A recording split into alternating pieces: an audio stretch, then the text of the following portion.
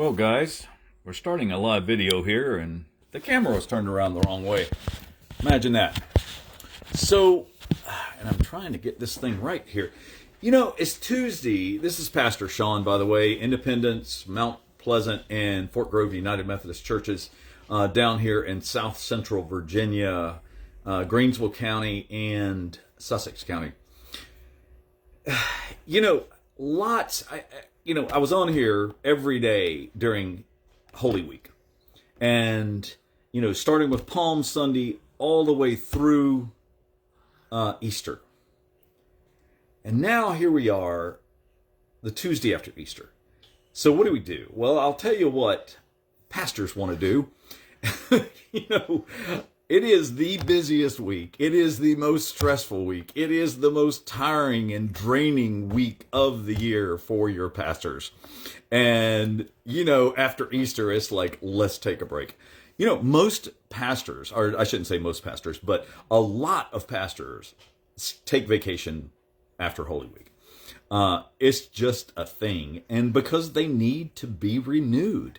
I'm not taking vacation now because I took some during Lent and got a few other things planned here in the next couple months. Granddaughter's graduation, and so those kind of things. But it is not a time to stop.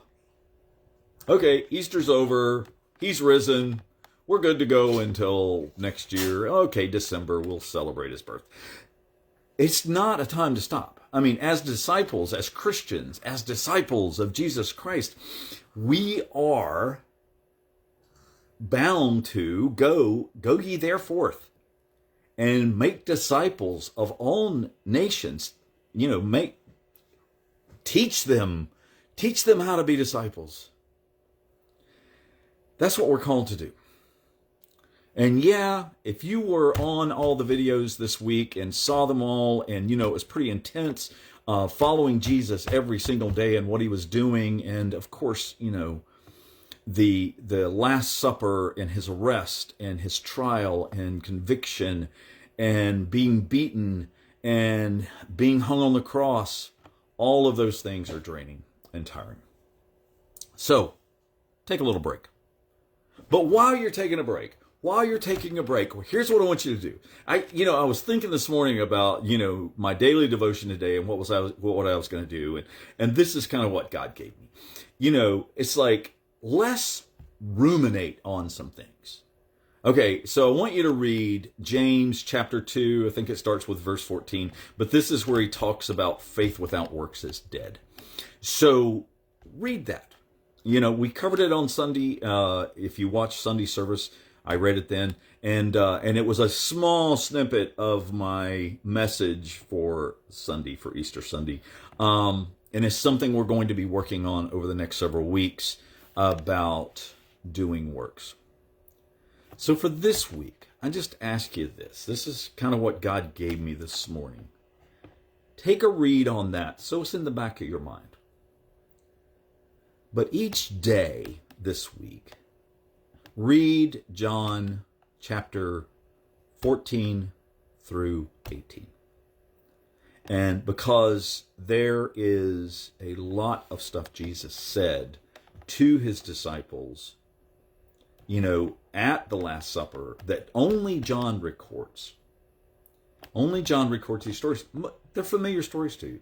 They're wonderful stories. They're wonderful guidance. But I just, taking it into the context that Jesus chose to tell them those things then is important. And they're important things for us to remember. Now, another thing is like, Pastor, how can you ask me to do so much? I want to remind you, I talked to you every day last week about where was Jesus today.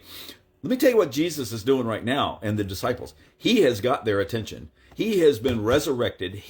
Just like he promised, like the scriptures foretold, he has been resurrected, and they are wide-eyed and mouths shut, ears open, listening to everything he says. And he is giving them some serious teaching right now. So that's what they're doing. I mean, Pentecost is coming, and we're going to celebrate that in 50 days. So, and Jesus ascends right before Pentecost, the Holy Spirit coming upon the apostles, and they go out and preach, and 3,000 were added to their number that day. That's for several weeks from now. But they're learning, they're getting fully empowered, and they are fully vested in now.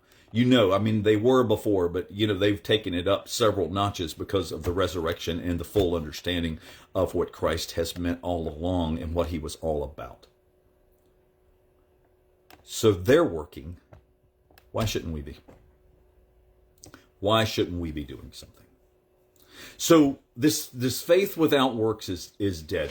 I want you to think about some things because, we've got a great online ministry.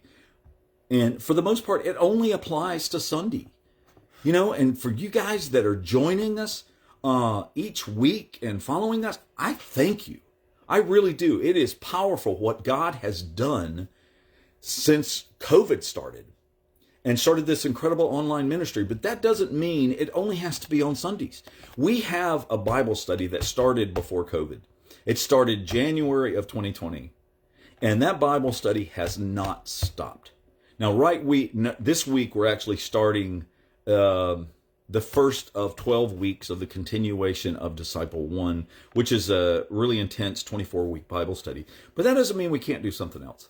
And getting back to Sunday school and church, for our children, and we have somebody for that at Independence, and for our youth, we're working on that one, praying about that one, because we have the people to start a youth group, and we need youth.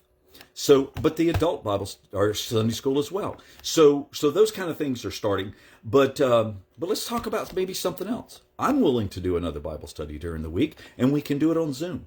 So those of you that join us from all over the country on Facebook only, I'm not too far away and you're not too far away for us to do a Bible study. So I want you to think on that, pray about that this week, meditate on it, thinking on it, meditating on it. Give yourself credit. And we will see what God has to say. God bless you all. I don't know who's been watching the entire video. I can't tell your icon, but thank you for being here. And God bless you, and God bless you all who will be watching this this week. And we will see you soon. God bless.